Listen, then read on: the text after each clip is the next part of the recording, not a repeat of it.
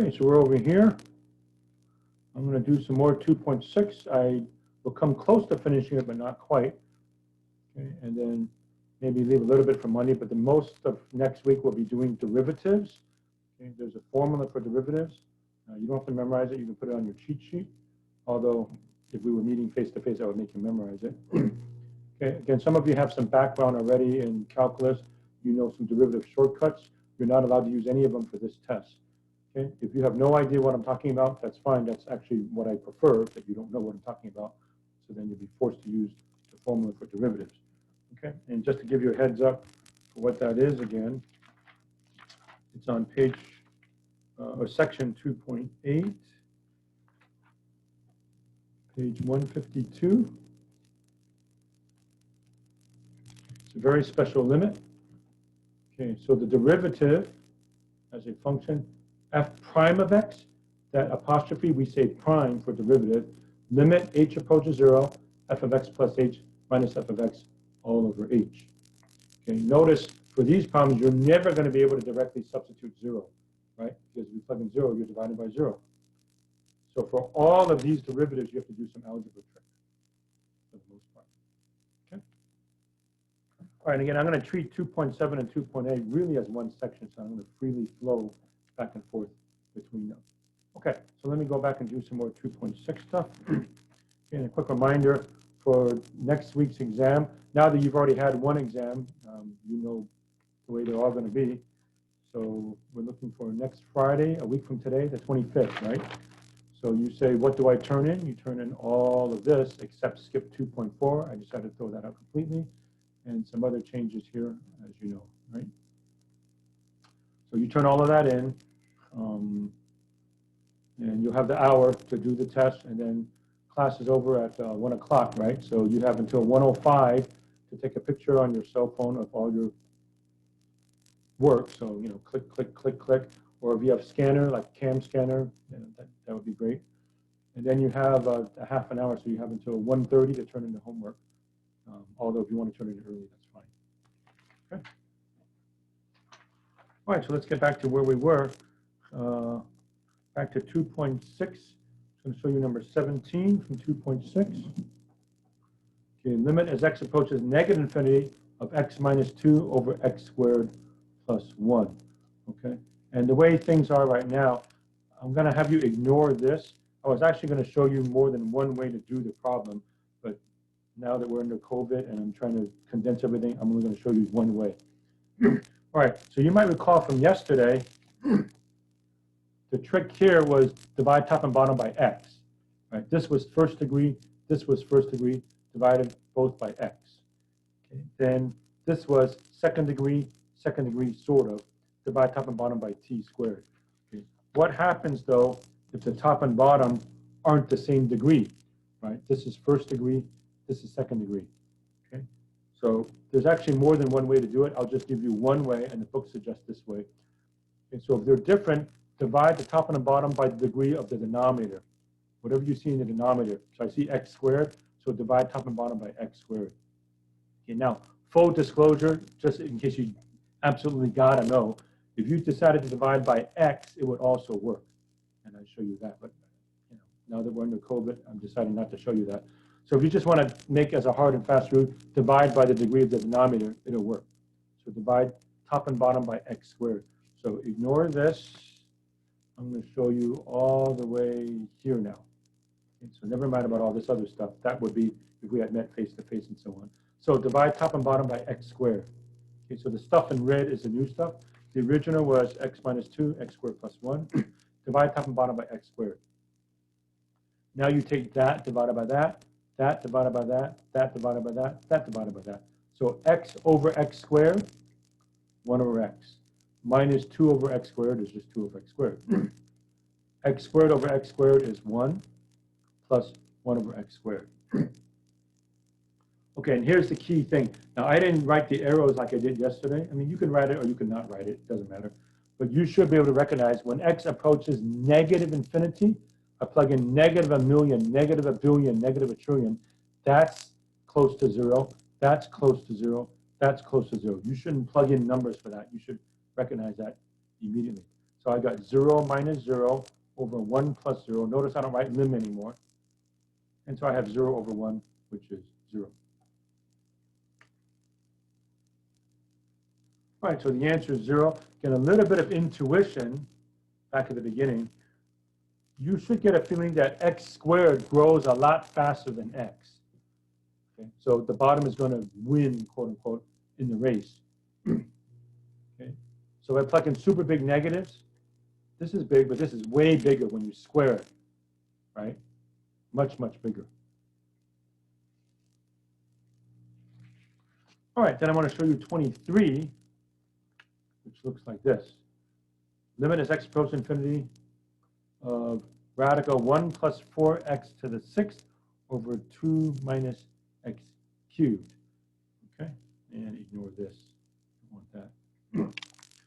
All right, now before I start, what I want you to try to feel is that the top is kind of like x cubed also. For very, very, very big values of x, you can just ignore the 1, right? Adding 1 is nothing. The analogy I gave, like if you're a billionaire, if I add $1 or subtract $1, it's really nothing. It's the same thing. So when x is super big, ignore this, and you have the square root of 4x to the 6th, which is 2x cubed. So I claim the top is essentially like x cubed. And this is also x cubed. All right, so I'm going to divide the top and the bottom by x cubed. Okay, but I'm going to do it in a very fancy fashion. Okay, so I'm not going to show you this right now. Okay, 2 minus x cubed, I divide that by x cubed. Okay. Now, I'm going to divide the top by x cubed. Look at the way I did it. Okay. So I want you to see if you can recognize that this is the same thing as dividing by x cubed. I decided to put the x to the 6th underneath the radical. Okay. Or if you just look at this, right? What's the square root of x to the 6th? X cubed. So by writing this and this, I did indeed divide top and bottom by x cubed. The whole idea is I wanted to get the x to the 6th underneath all this stuff. Okay, so one more time, I divided top and bottom by x cubed. There I divide by x cubed. I put the x to the 6th underneath the radical, so that's just like dividing by x cubed. Okay. So here we go. Underneath the radical, I have 1 over x to the 6th plus 4, because x to the 6th divided by x to the 6th is just 1. So I have 4, all underneath the radical. Then over here I have 2 over x cubed minus x cubed over x cubed is just 1. Okay. So 1 over x cubed plus 4x to the 6th over x to the 6th is just 4, divided by 2 over x cubed minus 1. Okay, and here we are. When x gets super big, this thing drops to 0. This thing drops to 0. Okay, and you no longer have to write lim anymore. Okay, so that's nothing. That's nothing. So I have the square root of 0 plus 4 divided by 0 minus 1. Square root of 4 is 2. So 2 divided by negative 1, negative 2. So the limit is negative 2. And so notice we're working these out analytically. All right. Okay. Okay, next one I was going to show you. This one's a little harder. I think it's 27. Let me check something in the book here. Yeah. Okay, limit as x approaches infinity of radical 9x squared plus x minus 3x. So offhand, we would say this is like infinity minus infinity, so to speak, okay, which you can't determine.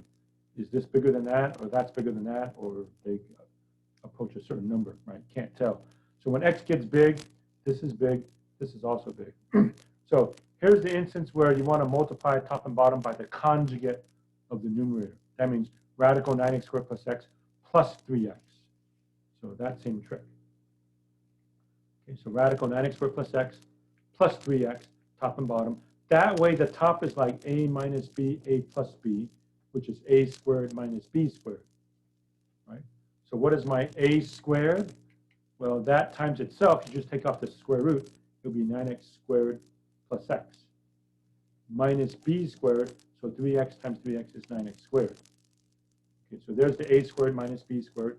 9x squared plus x minus 9x squared divided by that thing, radical 9x squared plus x plus 3x. And very conveniently, the 9x squareds cancel out. So I have x. Okay. So again, a squared minus b squared. When you square this, you have 9x squared plus x.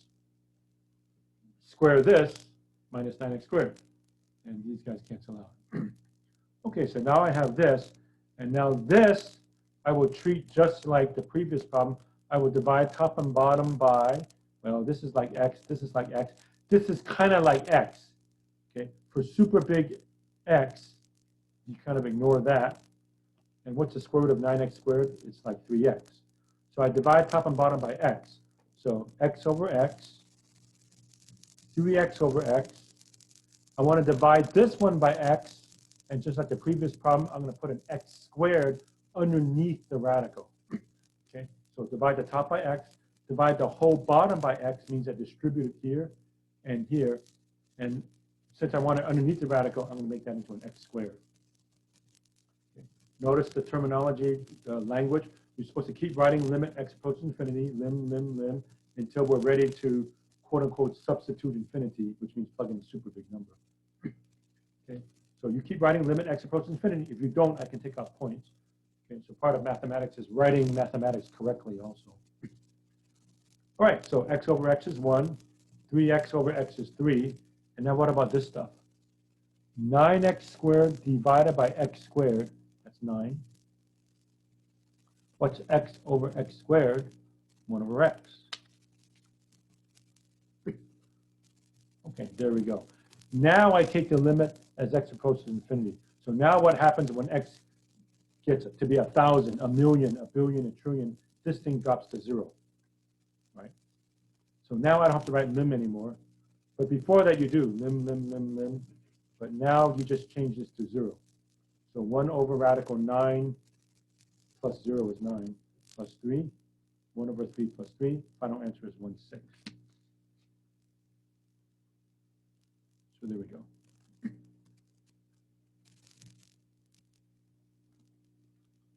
All right, 33 is a little bit different. Limit as x approaches negative infinity, x squared plus 2x to the 7th. Now, you can't plug in directly. If I plug in a super big negative, this is positive, right, because it's squared. If I plug in a super big negative here, the exponent to 7, that means it's going to be negative. So I have a big positive minus another big positive or plus a big negative. It's infinity minus infinity, so you can't do anything with that. But instead, the trick here is to factor. Factor out an x squared, make it look like this. X squared times 1 plus 2x to the 5th. Now you can tell what happens. Because if I plug in a super big negative, plug in negative 1 billion. This is a big positive. But put negative 1 billion here, this would be a big negative. Right? Negative 1 billion to the 5th power is a big negative. Multiply that by 2, it's a big negative. If I add 1, that doesn't really do anything to it. So this is now of the form infinity times negative infinity. And that's going to be negative infinity. Okay, so big positive times a big negative is a big negative. So that's what we got. Okay.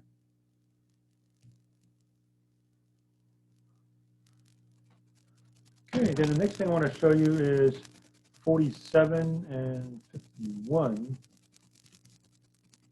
All right, so this takes you up to here. I think I've given you everything you need up to here. 47, 49, and 51. Let me show you what that's about. Find the horizontal and vertical asymptotes of each curve. Okay, if you have a graphing device, okay, never mind about the graphing device. Okay, find horizontal asymptotes, vertical asymptotes. Okay.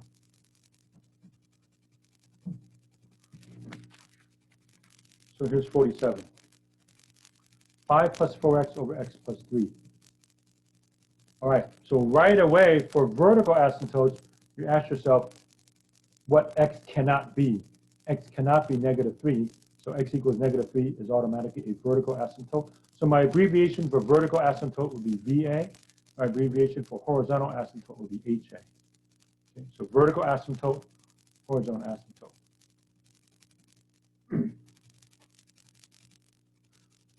All right, now I'll just hasten to add here, this would actually not be an asymptote if you could cancel an x plus 3 on top.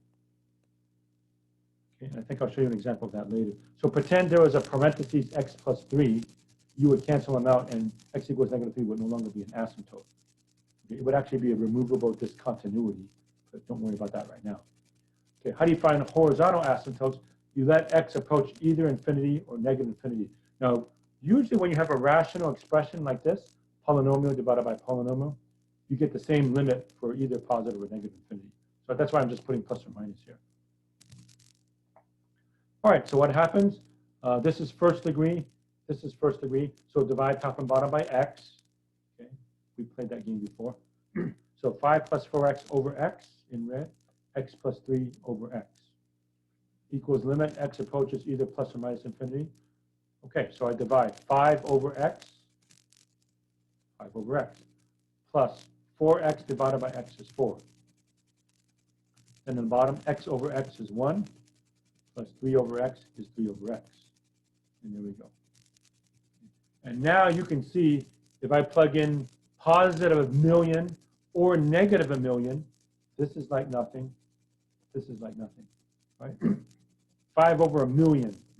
Thinking 5 pizzas, 1,000,000 people. Everybody gets nothing, right? And if we plug in a negative, 5 over negative 1,000,000, that's still nothing, right? So don't have to write limit anymore. 0 plus 4 divided by 1 plus 0, which is equal to 4. Okay, so your horizontal asymptote will be y equals 4. You might recall from algebra, x equals a constant is a vertical line. Y equals a constant is a horizontal line. Okay, so your horizontal asymptote is y equals 4.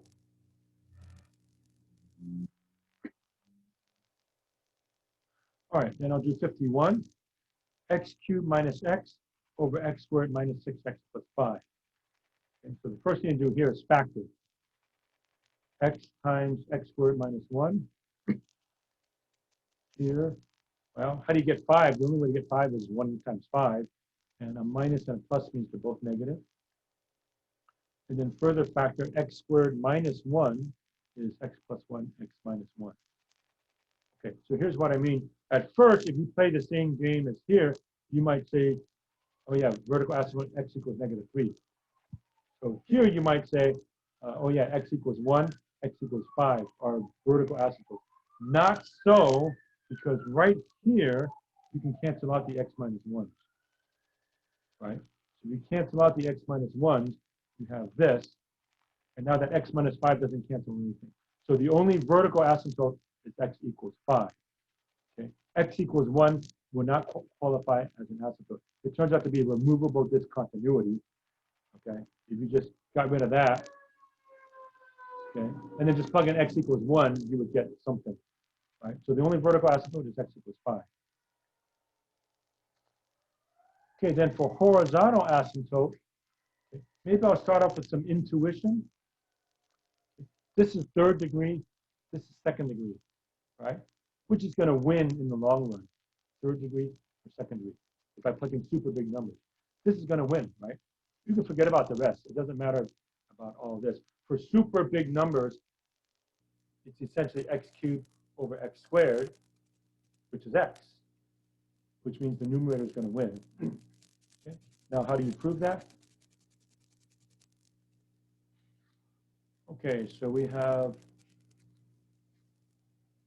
this right here. All right, so if I decided to make it x squared plus x over x minus 5, I divided top and bottom by, okay, I put x squared here. Sorry, I put x, just to show you that it also works. Okay, so if I divide by x, x squared over x is x over x is 1, x over x is 1, minus 5 over x. Okay, now what happens when x gets super big? That drops to 0. So the bottom is like 1. Well, if you're dividing by 1, you can just forget the whole thing, right? So it's just the numerator. So what happens to x plus 1 when x gets big? This thing gets big. Goes to infinity. So that means you do not have a horizontal asymptote. There's no horizontal asymptote, which is what we expected. Right? We expect we don't approach any number. X cubed beats x squared in the long run. So we're not expecting to approach any one number. So no horizontal asymptote for that one.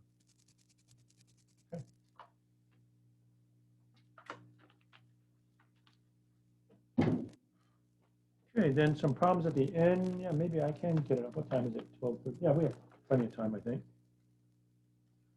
Okay, some problems at the end, 61 and 65 maybe.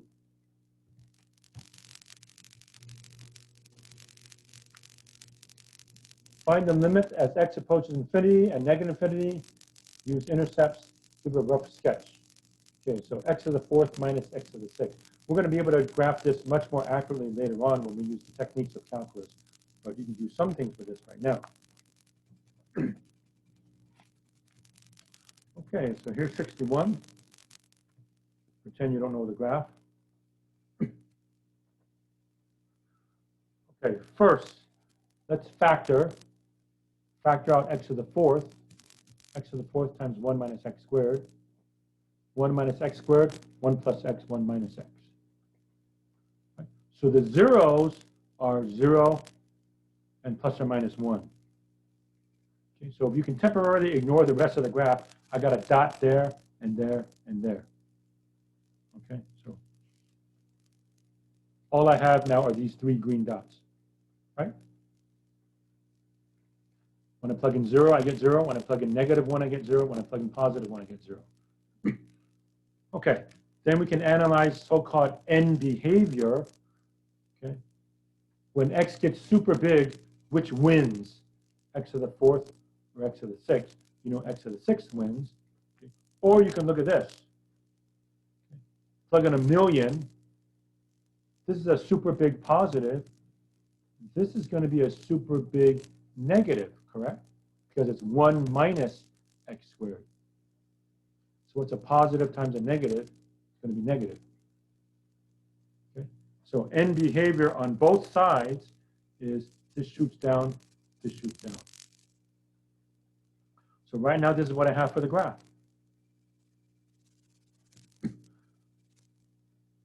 All right, so now all I need to know is it going to go down or is it going to go up?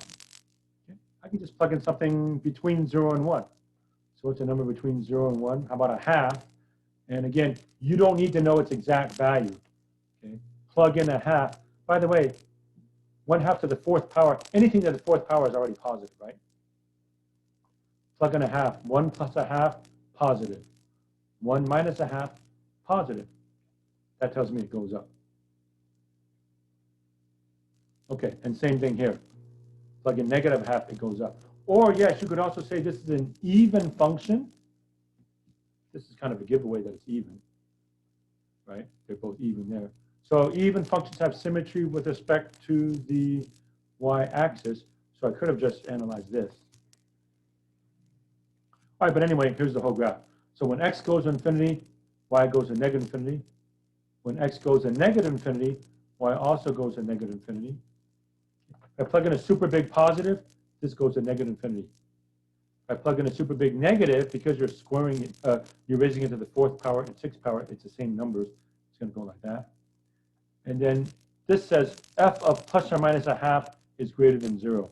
Okay, I plugged in a half, it came out to be positive. And if you plug in negative half, it's going to be the same thing. All right, so that's the graph. All right, what time do I have time for the squeeze theorem? Yeah, I think I'll squeeze that in. 65. Okay, limit as x approaches infinity of sine x over x. Use the squeeze theorem. Okay, so I alluded to the squeeze theorem a while back. And now I'll pick up now. Use the squeeze theorem to evaluate limit as x approaches infinity of sine x over x. Okay, skip B. By the way, any question that has this graphing thing, graphing calculator icon, you skip it because I'm not requiring you to have a graphing calculator. Okay, but now let's finally go back to the squeeze theorem. And I just mentioned it very quickly. for you here.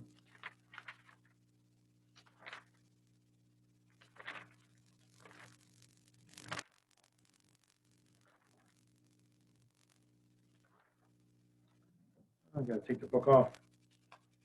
Sorry about that.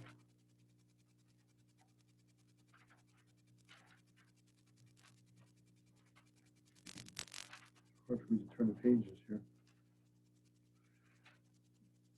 Where did the squeeze theorem go? I know I showed it to you before, and I seem to have lost the page. Let me at least show this to you.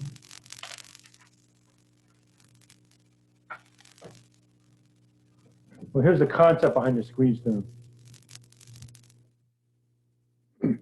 Start off with this, okay? -1 is less than or equal to sine of x less than or equal to 1. We know that's true. I'll divide everything by x, and x is positive.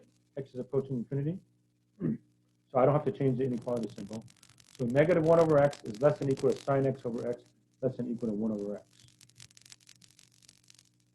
All right, so here's the idea behind the squeeze theorem. When x gets big, what happens to this one and what happens to this one? What happens to the two extremes? So limit as x approaches infinity of -1 over x is 0. We know that. Limit as x approaches infinity of +1 over x is also 0. Okay. So this expression, when x goes to infinity, this approaches 0. This approaches 0. Here's something that's stuck between them. It's squeezed between two expressions which both approach 0. So if this approaches 0, this approaches 0. The squeeze theorem says this one also has to approach 0. So there we go. Okay, so limit x approaches infinity of sine x over x equals 0 because it's squeezed between two functions which both approach 0 as x approaches infinity. All right, so that's the idea behind the squeeze theorem that we have there. All right, so I'll stop there, folks. So 20 minutes. Okay, so get your cell phones out to take a picture of the quiz. I'm going to make this disappear. And by the way, I'm still recording, so even if you never get it, you can just look at this. Okay, so the quiz, and I'll also read it, but we're still recording. Okay, guess the value of the limit by plugging in the given values. Okay, so I'll read it. Number 1, limit as x approaches 0 of e to the x minus 1 over x. I guess if you want to write it down, you can write it down also. Okay, and the numbers you're going to plug in are plus or minus 0.1, plus or minus 0.01, plus or minus 0.001. Notice this is a two-sided limit. It's a two-sided limit because they don't give you the plus there or minus. Number 2 is a one-sided limit. You're only coming from the right. So limit as x approaches 3 from the right of x over x minus 3. And so the way we're going to do it, only coming from the right side. So you plug in 3.1, 3.01, 3.001, 3.0001. Okay? And then based on the pattern that you get, guess the value of the limit. Don't do any algebra. There's actually no algebra you can do for this. There's no algebra you can do for this either. Okay? All right, so everybody got this, please? Okay, so I'll read it again. So I'm going to give you maybe 15 more seconds. So after 15 seconds, I'm going to make this disappear, but it is in the recording. Limit as x approaches 0 of e to the x minus 1 over x.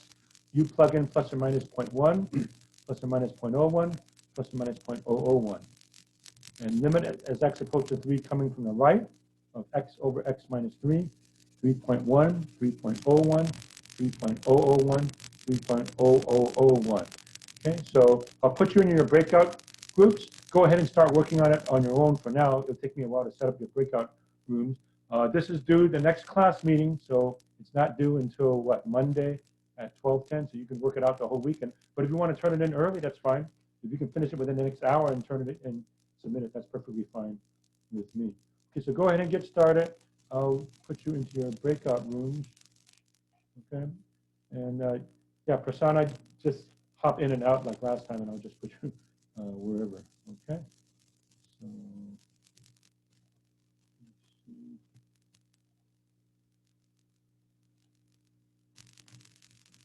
Let me get this.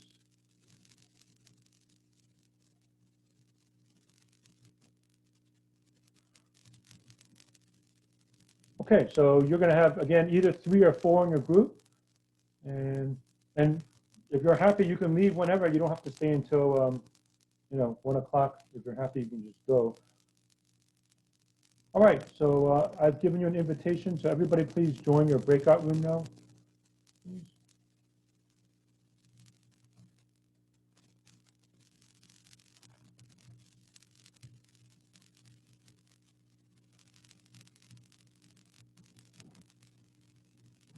If you haven't joined, please join your breakout room.